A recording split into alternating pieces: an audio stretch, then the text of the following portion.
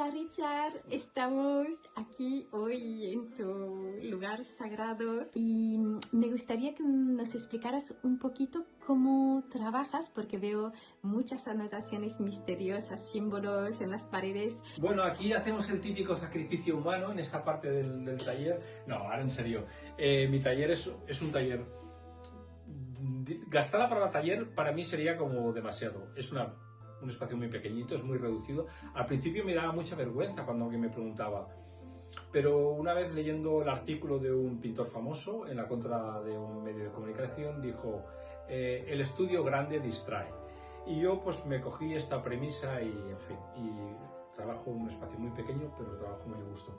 Y en esta pared normalmente, que es una pared, yo no trabajo con el bastidor, sino trabajo directamente encima de la pared, y esta pared está pintada con una pintura para que podamos escribir con tiza. Entonces todas las obras intento anotar cosas que tengo que poner, colores que tengo que utilizar o simbología.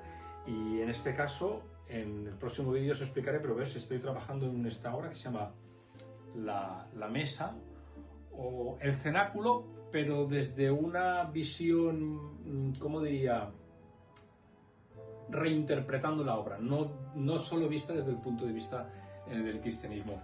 ¿Y cómo trabajas? Primero empiezas haciendo como un tipo de esbozo sabiendo que va a ir evolucionando, porque todo es evolución y cambio. ¿Cómo creas? Bueno, no sabría muy bien cómo contestar la pregunta, no te engaño, es una pregunta difícil. Sí que hago un esbozo de algo que quiero crear, pero siempre digo lo mismo: contra más intento dominar la obra, peor.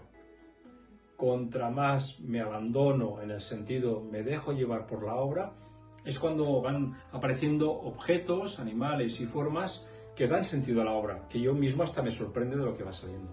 Pues muchas gracias, Richard. Comparto lo que dices. Creo que hay un proceso muy irracional en cualquier proceso creativo, y dejarse llevar, confiar en estos flujos creativos que te atraviesan, creo que es la mejor forma para dar cuerpo y crear algo que se te parece. Muchas gracias, Richard.